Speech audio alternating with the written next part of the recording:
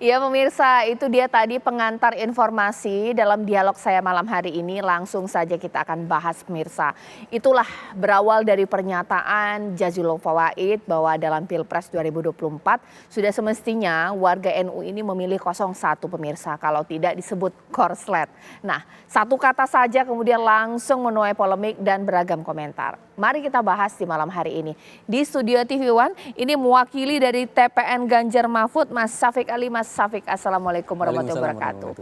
Nanti kita akan menunggu pengamat politik kita, Mas Nyarwi, yang sedang dalam perjalanan menuju sini. Tapi saya mau sapa terlebih dahulu, di sini mewakili Prabowo Gibran atau dari 02, ada Pak Ali Mashkur Musa, dan juga dari 01, di sini sudah ada, wah ini yang mengeluarkan pernyataan, Pak Jazilul Fawait. Selamat malam, Assalamualaikum Bapak-Bapak. Ya, waalaikumsalam warahmatullahi wabarakatuh. Selamat malam pada semua pemirsa. Baik, saya sekarang langsung minta tanggapan saja ini karena sepertinya ini udah nggak sabar menanggapi apa yang dikatakan oleh Pak Jazilul Fawait. Pak Ali Mashkur Musa, bagaimana ini kalau dibilang orang NU yang nggak pilih 01, korslet? Pak Ali Mashkur Musa. Ya, terima kasih ya. Urusan nyambung-menyambung itu harus ada getaran hati, satu. Yang kedua, kabelnya nyampe. Nah, kalau katakan 01 dengan warga NU nyambung, maka tidak konslet.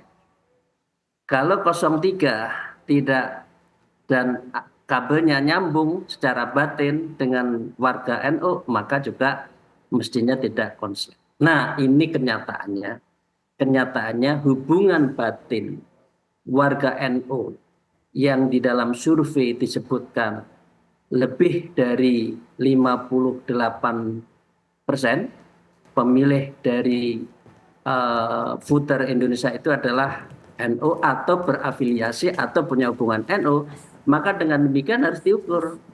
Kalau 58 itu utuh tidak konslet, berarti akan memilih ke satu tempat. Nah, berarti memang ada hubungan yang tidak nyambung. Nah, nyambungnya di mana? Nyambungnya dalam konteks ini, dengan segala hormat, hari ini hasil survei menyebutkan mayoritas dari warga NU itu mempunyai kedekatan, orientasi, dan akhirnya menjatuhkan pilihannya itu insya Allah di 02. Jadi begitu Mbak. Jadi sesuatu yang mengukur apakah hubungan itu ada dua. Satu, batinnya apakah nyambung dengan seseorang yang menjadi kandidatnya. Dan yang kedua adalah aspirasi itu tertampung nggak. Kalau dua-duanya ini nggak bisa, maka dengan demikian warga NU bisa memilih di beberapa tempat. Dan satu di antara di 02, dengan segala hormat hari ini hasil survei LSI 49%. Warga NU itu menjatuhkan pilihannya kepada pasangan Prabowo Gibran. Gitu, Mbak. Pak Ali, berarti bisa lah ya warga NU memilih paslon lain. Kalau dari Mas Syafiq seperti apa? Terganggu nggak sih dengan pernyataan itu? Ya terganggu mungkin nggak. Mungkin kan orang berbeda-beda. Bisa menggunakan diksi, kata-kata yang mungkin memang biasa dia gunakan. Nah, tetapi kita nggak bisa menilai warga NU pikirannya dalam tanda kutip konslet atau tidak, walaupun kalimat itu tidak tepat, itu berdasar pada pilihan politiknya. Saya kira bahwa orang disebut NU atau tidak, dia melenceng atau tidak, bukan pertama-tama dikarenakan preferensi atau pilihan politik. Jadi itu nggak bisa pakai ukuran gitu. Oke, langsung saja nih ditanggapi. Kenapa saya langsung memulai dialog ini dari pernyataan? Karena ini yang kemudian langsung saya lemparkan kepada Pak Jazilul. Pak, sah-sah saja kalau kata Pak Ali di sini warga NU mau milih siapa saja. Mas Syafiq di sini mengatakan nggak tepat pakai kata korset. Pak Jazilul.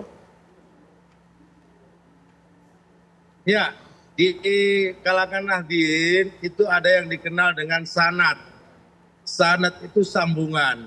Baik sanad keilmuan, sanad organisasi, dan sanad tradisi. Nah, oleh sebab itu yang kami sebut sebagai konslet, itu karena memang dalam mencari pemimpin itu harus ada sandaran sanadnya, sandaran fikihnya, sandaran asal usulnya. Dan kita tahu semua bahwa Gus Muhaimin ini adalah cicit pendiri Nahdlatul Ulama, itu satu. Yang kedua, Pak Muhaimin lahir dan dibesarkan di dalam politik Nahdlatul Ulama yang memahami tentang mabadi' khairu ummah, yang memahami tentang aswaja. Sementara yang lain tidak jelas sanad keilmuannya. Jangankan sanad keilmuannya, mungkin baca Fatihah aja nggak bisa, apalagi tibaan, tahlil, sholawat. Nah, warga NU kan punya tradisi itu. Oleh sebab itu, secara kualitatif yang kami sebut sebagai korslet itu ada coba cari titik sambung sanadnya. Sanad keilmuan, sanad manhaj, sanad paradigma pemikiran, paradigma perjuangan.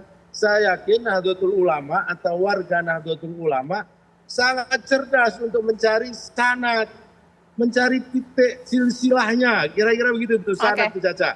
Baik. Nah, di antara yang ada itu yang jelas sanad dan silsilahnya kepada pejuang dan pimpinan Nahdlatul Ulama dan pendiri Nahdlatul Ulama yang memahami paham Ahlussunnah wal Jamaah, yang bisa membaca suratul Fatihah, sholawat dan lain-lain, ada di pasangan nomor 1.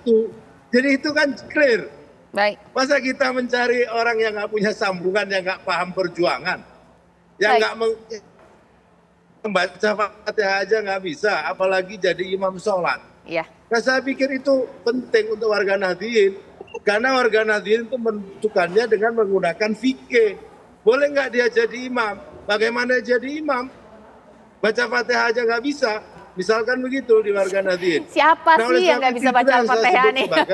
Sanad keilmuan, sanad fikih. Baik.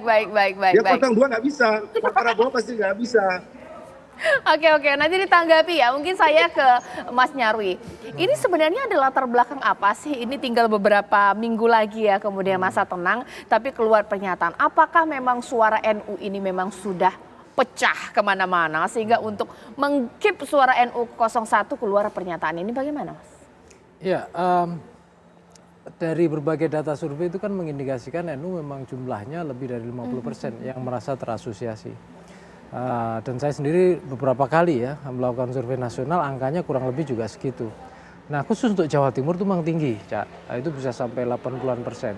Tapi yang saya mau katakan begini, kalau dikatakan NU pecah itu ya sebenarnya nggak pecah menurut saya.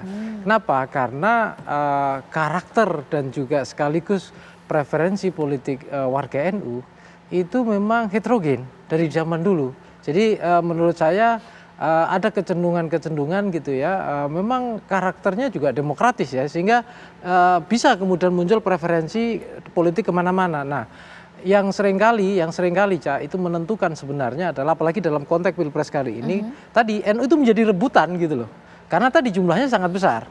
Nah, pertanyaannya adalah seberapa kuat gitu ya, dan seberapa daya tarik dari para tokoh sekaligus para istilahnya ulama atau siapapun lah pemimpin yang kemudian ikut mendukung ya dari pasangan atau mengendos pasangan capres-cawapres ini dari 01, 2 maupun 3. Karena kalau kita lihat ya, NU ini kan sebenarnya jaringan yang berlapis-lapis gitu loh.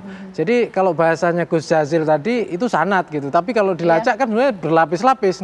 Pertanyaannya adalah seberapa kuat masuk ke lapisan-lapisan itu dan seberapa kuat kemudian bisa mengaruhi, karena di data survei itu selalu ditanya kan biasanya siapa tokoh berpengaruh, misalnya ulama atau semacam-macam. Nah, ulama itu kayak apa, di mana seterusnya gitu ya. Jadi saya kira juga di situ kemudian, dan data survei sering menunjukkan pengaruh ulama besar.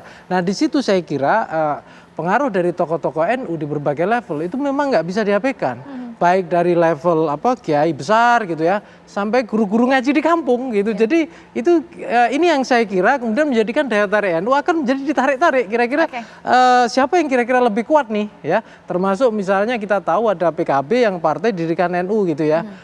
Tapi di awal-awal kalau kita tahu kan NUID itu lebih kuat dari PKB ID. Nah, berikutnya nanti bagaimana kan gitu kira-kira.